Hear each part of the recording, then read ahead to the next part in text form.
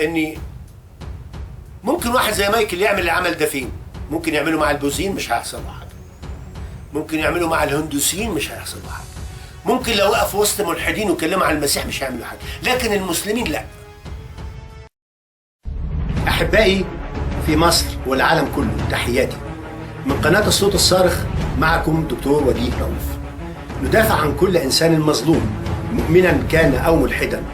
الخط الفاصل في كل قضايانا التي نتناولها هو الحق. ناخذ قدوتنا في الثوره على الظلم والطغيان من السائر الاول والاعظم، وهو القديس يوحنا المعمدان، اعظم مواليد النساء. مبرئ المذنب ومذنب البريء كلاهما مكرهة الرب.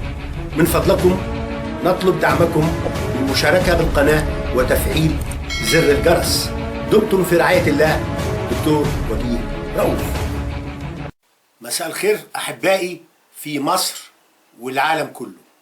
من قناة الصوت الصارخ أقدم لكم هذه الحلقة. النهاردة الحلقة مهمة بتتناول كذا موضوع هنتناقش فيهم. في خبر كده لذيذ أنا شفته وشفت فيديو كامل. شاب اسمه كارلوس ده كان بيبشر اليهود بالمسيح في إيه؟ في أكبر الأسواق في إسرائيل.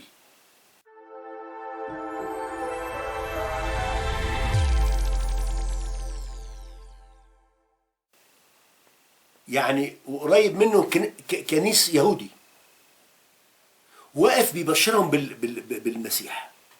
الغريبة انه كان بيبشر اليهود كارلوس دوت باللغة العبرية، بلغتهم. وهو بيتكلم باللغة العبرية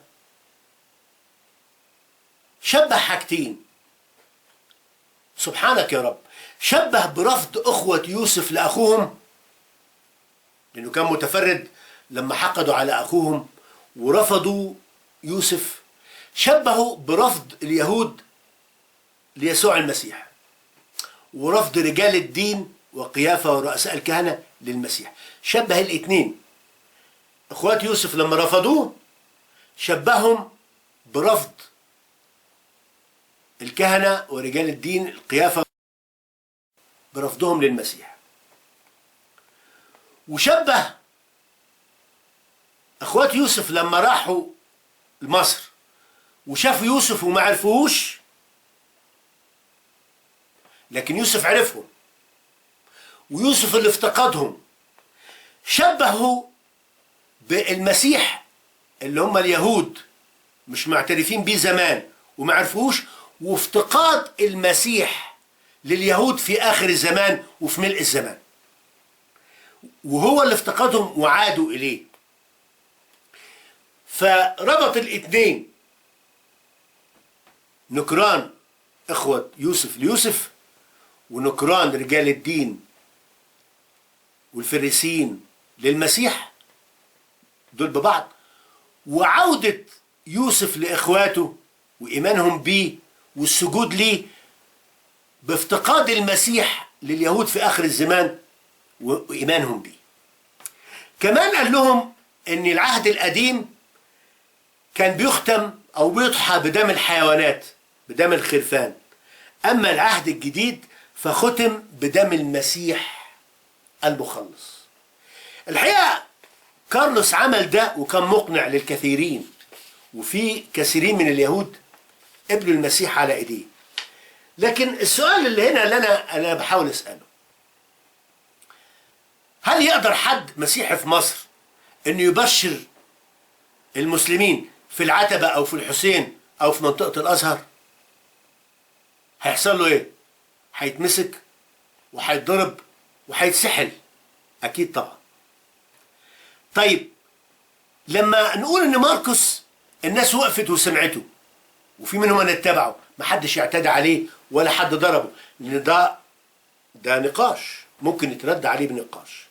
طيب نقدر نقول ان ممكن واحد زي مايكل يعمل العمل ده فين؟ ممكن يعمله مع البوذيين مش هيحصل له حاجه. ممكن يعمله مع الهندوسيين مش هيحصل له حاجه. ممكن لو وقف وسط ملحدين وكلموا عن المسيح مش هيعملوا حاجه، لكن المسلمين لا. ده بيدلك على الفرق بين ثقافات وعقليه اصحاب الديانات عموما. مين اللي عنده استعداد يتقبل الاخر؟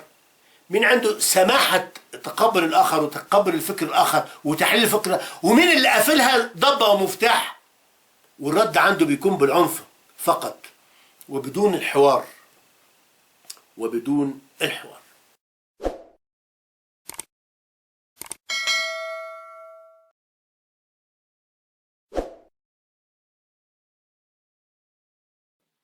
والنبي ادونا شويه لايكات، ده ببلاش مش بفلوس. اعملوا حاجه حتى.